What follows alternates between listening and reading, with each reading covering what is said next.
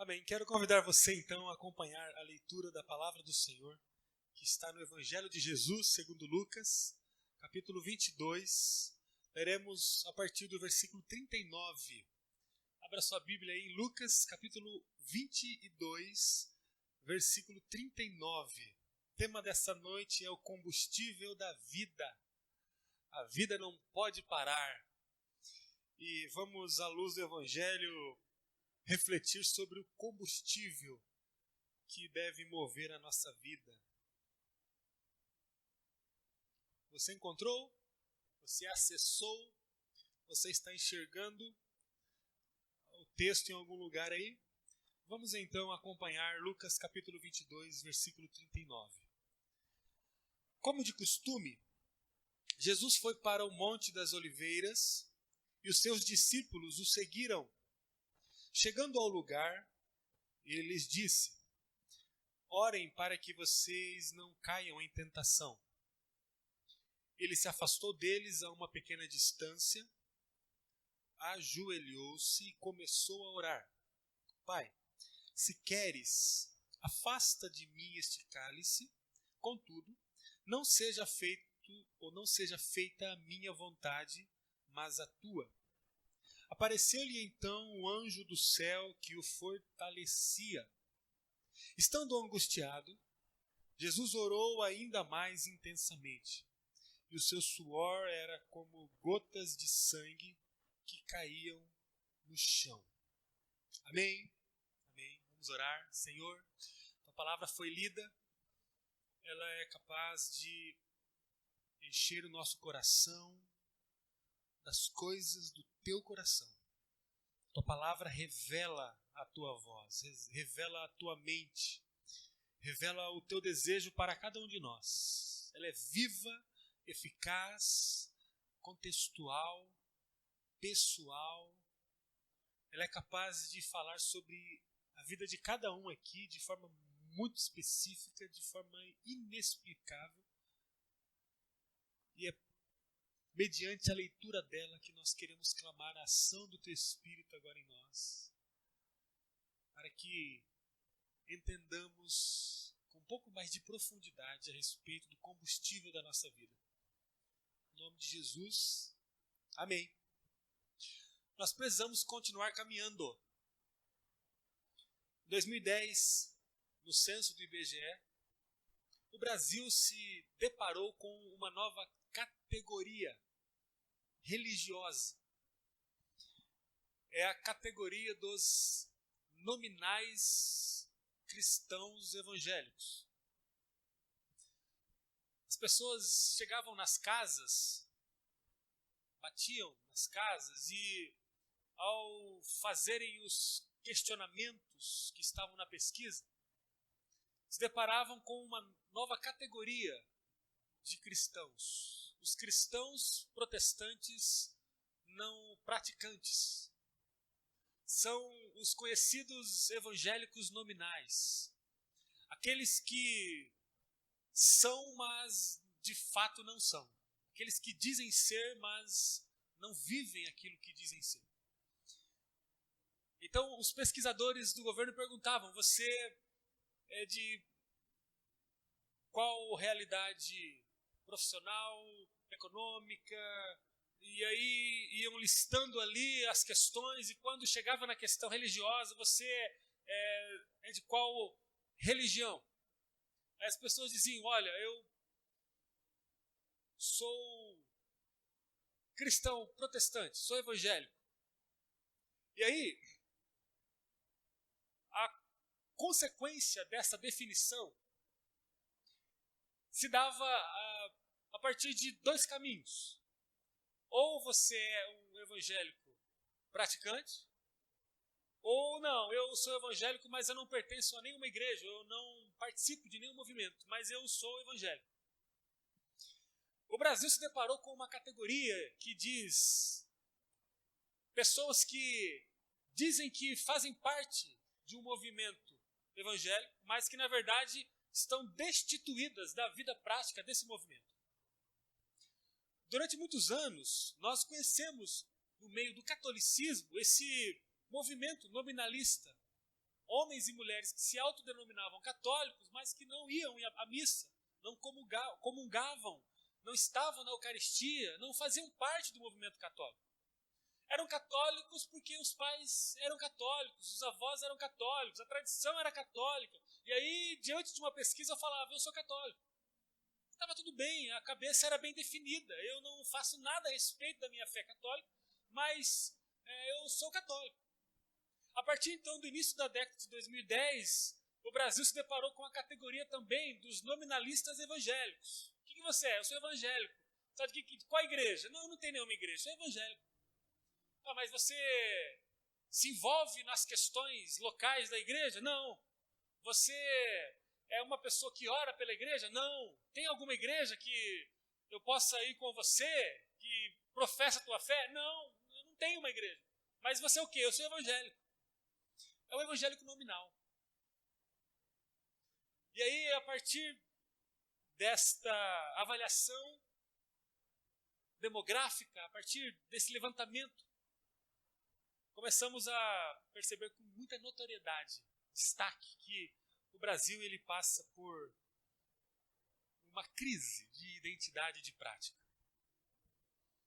Nós precisamos continuar, queridos irmãos. Começar as coisas é fácil. Começar custa muito pouco. Agora, terminar não é fácil. Terminar custa muito. Como igreja de Jesus, não podemos ser homens e mulheres nominais. Nós temos que viver o que nós proferimos. Ou somos, ou deixamos de ser. Mas se somos, nós vamos caminhar e vamos seguir a partir daquilo que devemos fazer. Nós não podemos ser aqueles que começam e que terminam sem concluir. Não podemos falar que somos se de fato não somos. Começar as coisas é fácil, difícil é concluí-las. Os irmãos concordam comigo que começar um casamento é fácil? É coisa fácil demais. Vamos casar? Vamos casar. Bom, 300, eu não sei quanto tá, mas temos R$350, né? A certidão. Quanto que é, Lucas? É mais, né? A certidão de casamento civil, R$500. Não tá tão fácil casar assim também. Vamos casar. Casar tá fácil. Então já casa, junta os panos, junta as escovas de dente, aí faz um chá de cozinha, tenta achar um lugar sem fiador, aluga um lugar e casamos. A gente passa a morar. Casar não é tão difícil. Agora, e terminar uma vida depois de 50, 60, 70 anos de matrimônio? Difícil. Irmãos, os irmãos que são mais aqui experientes no matrimônio sabem o que eu estou falando. Quantas vezes que nós temos vontade de dizer assim, eu vou chutar o balde. Irmãos, eu não sei o que é esse sentimento. Louvado seja Deus, porque minha esposa é maravilhosa. Mas talvez não é o caso de algumas pessoas aqui da cidade de Maringá. Não aguento mais. Meu Deus, você já ouviu alguém nessa semana, falando sobre o desgaste matrimonial e a vontade de se separar? Amigos de trabalho, escola, irmãos, a fila, é comprovado, a fila do cartório para divorciar-se é maior do que a fila do cartório para casar-se. Começar um casamento é muito fácil, agora terminar um casamento é muito difícil. E os estudos então? Primeiro dia da faculdade. Assim, falta cadeira. Todo mundo com caderno novo. Todo mundo falando da formatura. Vamos fazer o grupo de formatura? Então, fácil começar. Agora, veja o grupo que vai estar lá na formatura. Por quê? Porque começar é fácil, agora terminar não é fácil. Eu poderia falar de outras coisas aqui. Vou falar uma coisa que não tem nada a ver com o nosso contexto aqui, mas eu vou falar só por falar. Questão do regime. Regime é uma coisa que não faz parte do nosso vocabulário, porque nós não temos problema com isso. Mas começar regime é fácil. Agora, permaneça no regime. E atividade física? Todo mundo começa segunda-feira falando que vai fazer atividade física. Não, agora eu vou começar. Vai lá, compra o tênis, Não, vou começar. Compra roupa. Não, agora vou começar. Coloca... E é engraçado que você pode perceber nas redes sociais, um monte de gente tirando foto na segunda-feira, né? Não, comecei agora comecei. E terminar a semana. Eu tenho lutado contra isso, ou a favor de atividade física, e eu percebo que na academia, segunda-feira está cheio de gente. Não consegue fazer nada. Não fazer esteira, bicicleta, musculação, cheio de gente. Você vai sexta-feira, só tem o dono lá e o profissional lá aqui, o professor. Por quê? Porque começar é fácil. Agora, terminar certinho, leitura de livro. Bom, vou parar por aqui. Jesus é o exemplo de que nós precisamos começar e terminar. Dentre muitas coisas que poderíamos citar de Jesus, eu queria destacar hoje que Jesus era um grande perseverante. Perseverante. Uma das virtudes mais notáveis de uma pessoa é a perseverança. O mundo não é perseverante. Quem aqui não entra num comércio que está cheio de gente, um pessoal desmotivado para atender, e aí você sabe que aquele produto que você precisa tem naquele comércio. E aí você, meu Deus, mas eu preciso comprar, mas diante desse monte de gente, esse pessoal desanimado aqui, esse calor, não está funcionando o ar-condicionado, essa música chata, eu vou embora, eu vou largar desse produto que eu tanto preciso. Por quê? Porque eu não aguento perseverar neste lugar em prol de um benefício que eu preciso, que é o produto. Desiste com facilidade. Quantos de nós, por pouca coisa, deixa de fazer coisas que são tão importantes para nós? É gostoso conviver com quem é perseverante. Você começa um projeto com alguém que é perseverante, você vai perceber na caminhada como que a perseverança é valiosa, não é? Agora, comece a fazer alguma coisa com quem não é perseverante. Qualquer obstáculo a pessoa já se dobra, já abre a boca e faz um escândalo, já... Deus do céu. Agora comece a construir alguma coisa com alguém perseverante. Não é gostoso? Por isso eu gosto do Zé. Cadê o Zé? Está lá fora? Senão eu ia falar mais, mas já que o Zé está aqui, eu vou conter. Eu gosto do Zé porque o Zé, ele é perseverante. É difícil você fazer alguma coisa com o Zé que vai deixá-lo desmotivado. Os irmãos que conhecem o Zé sabem o que eu estou falando. Zé, temos que arrancar esse telhado aqui. Você vai ver, o Zé está na escada, em cima do negócio, já desparafusando as coisas. Ele pode cair, ele pode se machucar, o telhado pode cair em cima de todo mundo. Mas o Zé, ele é perseverante no que ele se propõe a fazer. Eu sei que tem outros aqui, poderia estar outros. Lembro do Ricardo aqui, lembra, Rico? A gente estava arrumando aquela lâmpada ali, em cima do... E aí, eu pensava... Tá bom já, né, Ricardo? A lâmpada já está bem limpa, já está bem... E o Ricardo continuava. Não, vamos vedar aqui. Não, Ricardo, não precisa vedar. Agora eu falei, Ricardo, tá bom já. Perseverante em concluir com consciência boa aquilo que ele se propôs a fazer. Tantos outros aqui. Você também, eu creio que é assim. E eu queria olhar para Jesus agora com você e pensar que Jesus era um baita de um perseverante. E isso precisa contagiar nosso coração. Porque, por natureza própria, nós não somos perseverantes. Principalmente quando somos atacados por algumas coisas. Irmãos, é verdade ou não é? Se pudéssemos ilustrar a vida de Jesus, nós poderíamos imaginar um homem que está suspenso. Imagina comigo, vamos agora aqui imaginar aqui uma cena. Um homem que está suspenso em meio à altura. Está suspenso. E ele está sendo sustentado por sua própria força, segurando-se em cordas, enquanto muitas pessoas tacam objetos leves, objetos pesados, com o intuito de derrubá-lo. Jesus se mostra aquele homem que está sendo sustentado por algumas cordas, a partir da sua própria força, em meio à altura, sendo objeto de ataques. Mas Jesus está ali, se sustentando, perseverando em prol de um propósito. A impressão que temos é que se nós fomos escolhidos para sofrer esses ataques, significa que no final da perseverança haverá diante de cada um de nós uma bem-aventurança, algo de valor, algo valioso.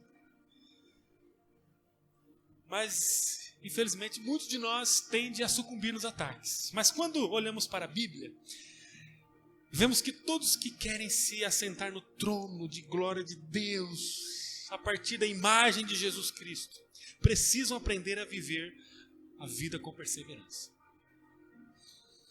E, queridos irmãos, nós estamos diante de um mundo que não persevera. Um mundo que abre mão de coisas valiosíssimas por causa de motivos sem valor. Em Apocalipse 3, 21, a Bíblia Sagrada diz que aquele que vencer terá o direito de se assentar comigo em meu trono, diz o Senhor. Aquele que vencer. Todos vão ter o direito de se assentar? Não, aqueles que vencer. Agora, vamos tirar a vitória, ou melhor, vamos tirar a perseverança da construção da vitória. Será que é possível? Será que é possível construirmos um caminho vitorioso, destituído da prática da perseverança? E o texto diz, Deus dizendo, assim como eu venci o mundo, estes também vencerão, e estes que vencerem se assentarão com o Pai em seu trono, diz o Senhor Jesus. Nós precisamos vencer, precisamos perseverar. Essa é a palavra para todos nós, essa é a palavra para quem está cansado, essa é a palavra para quem precisa de um gás novo, essa é a palavra para quem precisa de um combustível novo. Aquele que perseverar até o fim, diz o texto, será salvo. E o profeta Miqueias, um dos profetas derradeiros aí da antiga aliança, do Velho Testamento, diz no capítulo 2, do versículo 10. Olha só o que o profeta diz para o povo. Povo, levantai-vos e andai, pois este não é o lugar de descanso, porque ele está contaminado, está arruinado, sem que haja remédio. O profeta olha para o povo e fala, povo, vamos levantar e vamos andar, porque nós não podemos parar aqui, porque esse lugar está contaminado, esse lugar está arruinado, esse lugar não tem remédio. E se pudéssemos transpor essa profecia de Miqueias para os dias atuais, e podemos fazer isso, porque a palavra de Deus é viva, ela se encaixa perfeitamente em nosso contexto. Deus está dizendo a nós, precisamos nos levantar, precisamos andar, não podemos deixar de perseverar, porque o lugar onde nós estamos não é um lugar para descanso, não é um lugar bom, antes é um lugar contaminado, arruinado, e não há remédio aqui. O mundo está paralisado por causa dos ataques, por causa de tudo que emperra a caminhada. Mas nós, alcançados por Jesus, nós vamos caminhar e vamos perseverar até o final. Que é bonito ver um povo que persevera. É bonito ver alguém que não se dobra diante de valores que não condizem com o chamado da sua vida. E a perseverança é para quem é chamado. Irmãos, quem não é chamado não consegue perseverar. Não, irmãos, não persevera, não consegue. Não tem a ver com a nova natureza dele. Antes, a perseverança é uma tentativa de construir uma caminhada com uma natureza que não diz respeito com a pavimentação, com o caminho, com a trilha que Jesus propõe. É como eu tentar andar num pavimento, numa rua que não tem condições de aderência para os meus passos. Ou seja, eu tenho uma estrutura que não se encaixa na pista que eu estou correndo. A minha estrutura não é uma estrutura regenerada, não tem a ver com uma estrutura salva, remida pelo sangue de Jesus. Então, quando eu começo a andar no caminho da perseverança, que é o caminho da santidade, que é o caminho do planejamento de Deus, que é o caminho que tem a ver com o plano de Deus Pai, eu escorrego, eu não consigo perseverar. Por isso que eu afirmo a vocês, perseverança é para quem é chamado por Jesus, é para quem ouviu a voz de Jesus, é para quem entregou tudo a Jesus. Tem alguns que entregam uma parte e aí começam a andar no caminho e falam assim, eu estou fora. Eu fico um tempo. Porque algumas coisas atraem eu estar no movimento de Jesus, mas eu fico um tempo. Perseverança para quem foi chamado por Jesus. E nós não podemos classificar aqueles que são chamados por Jesus. Mas o tempo revela. Porque quem persevera vai testificar a sua verdadeira origem. Vai testificar se a sua origem é a origem do pecado ou se a sua origem é a origem do novo convertido. Segundo o Evangelho de João, capítulo 3. Homens e mulheres que nasceram de novo. Perseverança não é para qualquer pessoa. Receber o combustível da vida a partir do Evangelho de Jesus e andar firme no caminho de Jesus não é para qualquer pessoa. Uma vez Jesus disse que muitos são chamados, mas não são todos escolhidos. Eu sinto dizer a você, com uma probabilidade enorme de ser verdade, tem pessoas em nosso meio que não são chamadas por Jesus. Há pessoas nessa plateia que estão lutando para perseverar, mas que não têm conseguido, porque a sua natureza não condiz com o reino de Deus. Mas quando olhamos para o apóstolo Tiago, ele diz que Deus é longânimo, esperando a abertura da humanidade, para que ninguém se perca no caminho. Se você está aqui hoje e você não consegue ver-se totalmente nas mãos de Jesus Cristo, eu queria convidar você a entregar totalmente a sua vida nas mãos de Jesus Cristo. Porque a Bíblia diz através do apóstolo Paulo que Deus não faz acepção de pessoas. Deus está olhando para você agora. Você poderá perseverar no caminho do Senhor se você de fato nascer de novo para o Senhor. Nascer de novo significa dizer assim, antes eu vivia só para mim, agora eu passei a viver para outra pessoa. Essa pessoa se chama Jesus Cristo. Eu entreguei totalmente o controle da minha vida para Ele. Se eu desço, se eu subo, se eu compro, se eu vendo, se eu brinco, se eu brigo, tudo que eu faço tem a ver com Jesus. Tudo é por Ele, porque dele para Ele são todas as coisas. Esses que entregam totalmente a vida a Jesus, então passam a ser potencializados pelo combustível da vida que vai mantê-los num caminho de perseverança, e não vai ter atratividade, não vai ter opções encantadoras, coloridas, prazerosas, capazes de tirar essa pessoa do caminho do destino. Jesus foi assim, Jesus estava diante do pior percurso de sua vida. O texto diz que lemos que Jesus foi orar junto com os seus discípulos no jardim do Getsêmani. Jesus sabia que ali era o final de sua linha. A sua dor era tão forte que mesmo a presença de um anjo não conseguiu aliviar a sua dor. O texto diz que o anjo apareceu diante do Senhor, mas apesar disso ele estava angustiado, ele orou ainda mais intensamente, o seu suor era como gotas de sangue que caíam no chão. Mas Jesus, embora diante de tanta fraqueza, dor, solidão, desgaste, decepção com a própria estrutura humana que o fazia agonizar-se.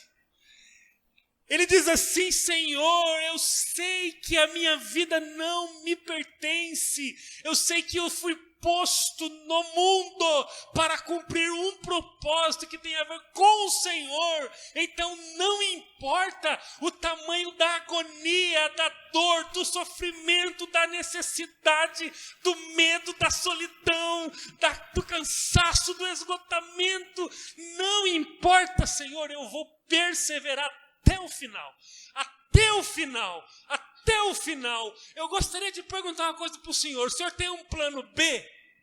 Se for possível, passe de mim esse cálice. Mas se não tiver o plano B, Senhor, se o plano for só o A, eu estou disposto a perseverar até o final.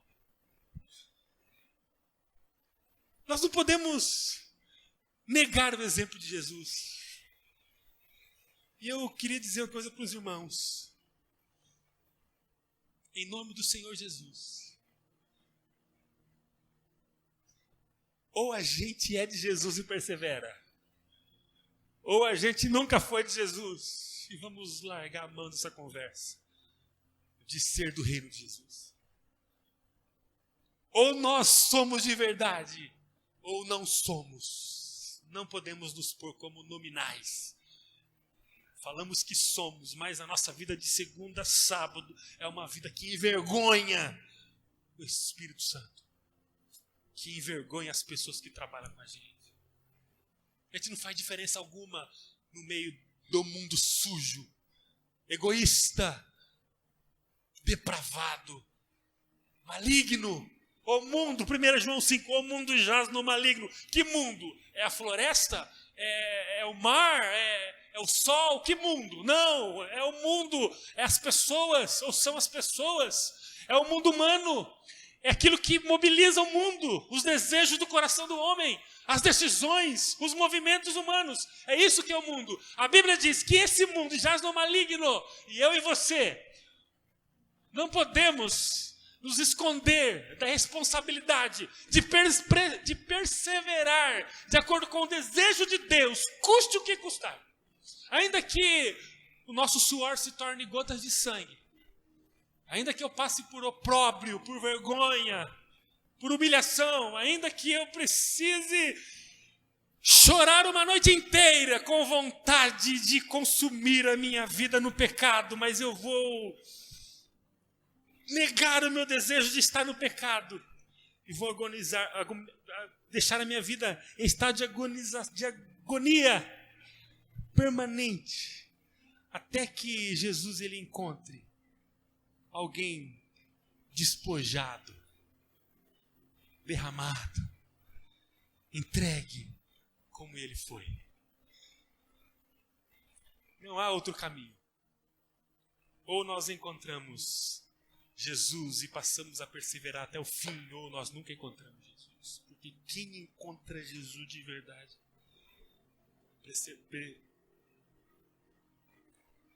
se preserva até o final. Custe o que custar. Custe o que custar. Se você tem tido dificuldade para preservar-se, eu gostaria de convidar você a entregar sua vida a Jesus Cristo hoje. Eu não estou perguntando se você é batizado. Não estou perguntando quanto tempo faz que você está na igreja. Não estou perguntando se você está em algum ministério da igreja.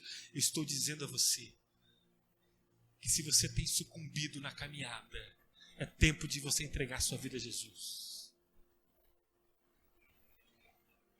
Porque só quem entrega a vida a Jesus vai ser perseverante. Vamos orar, queridos. O combustível da nossa vida é perseverança. Nós precisamos ser perseverantes. Vamos parar, queridos, de falar que somos, mas nas nossas decisões profissionais não revelamos o que nós falamos ser. Vamos parar, queridos, de dizer que somos dentro de casa, a gente parece um monstro. fica gritando que nem uma gazela, fica ofendendo que nem um ímpio mergulhado no pecado.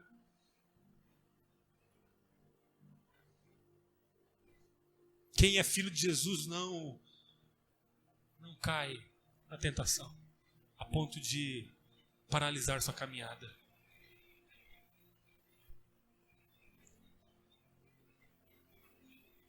Quem tem o Espírito Santo não pode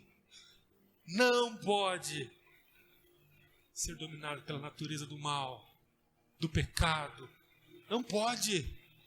Igreja de Jesus, é tempo de despertar a nossa vida diante da perseverança na santidade, no amor, na piedade, na adoração, na devoção, na entrega, na oração. Igreja de Jesus, é tempo de perseverarmos naquilo que foi determinante na nossa decisão de seguir a Jesus lá atrás.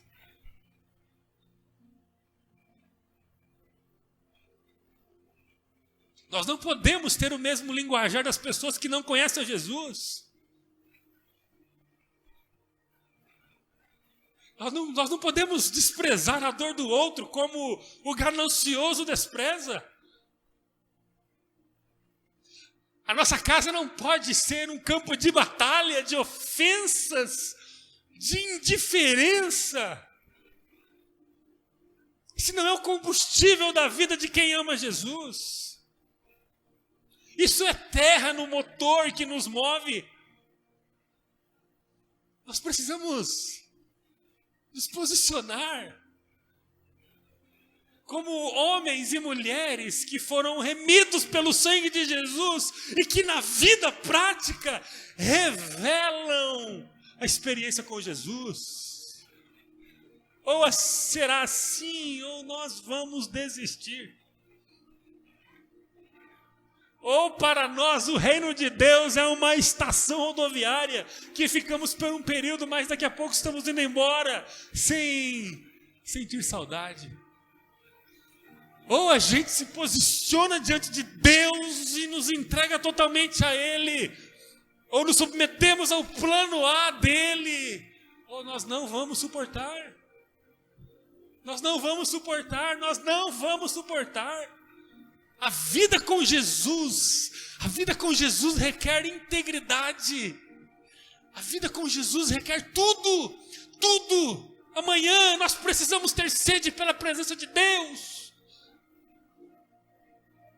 Amanhã nós temos que honrar o Espírito Santo dentro de nós. Não importa o lugar, não importa a companhia, não importa a hora, nós precisamos honrar o Espírito Santo em nós. Nós temos que ter sede da presença de Deus, nós temos que orar.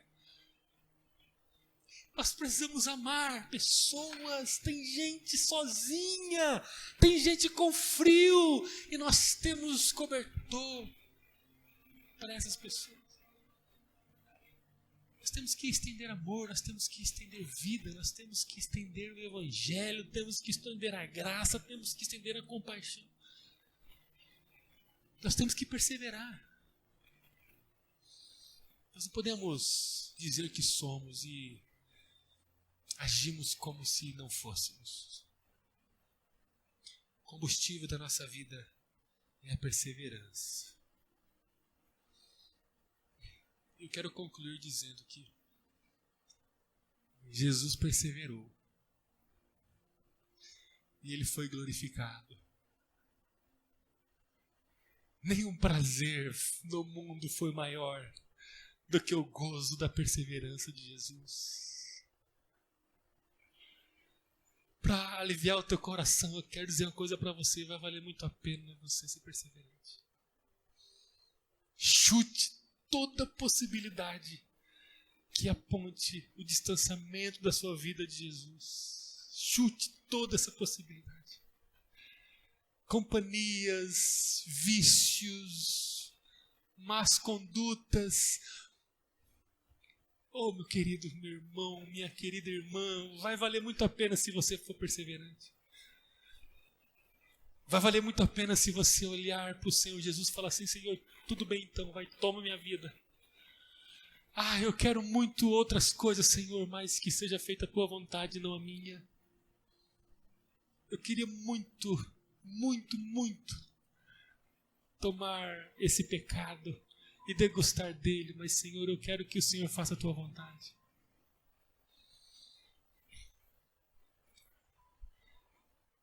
Deixa eu falar uma coisa para você, vai valer muito a pena se você perseverar. Não fica olhando para nós não fica olhando para nossas limitações não, porque nós somos apenas instrumentos de Deus. Quem deve encher o teu coração é Jesus. E Jesus quer que você desfrute daquilo que Ele desfrutou com a perseverança. Jesus quer que você seja alguém glorificado, honrado, elevado ao nível de glória por causa da tua perseverança. E se você não tem certeza se a sua vida está de verdade nas mãos de Jesus, eu queria que você entregasse hoje. Saia daqui decidido a caminhar com Jesus totalmente. E aí amanhã lá na sua casa, lá no seu trabalho, amanhã em todo lugar que você for, você vai revelar essa paixão a Jesus. Diz assim: Senhor Jesus, eu quero agora entregar a minha vida ao Senhor de verdade.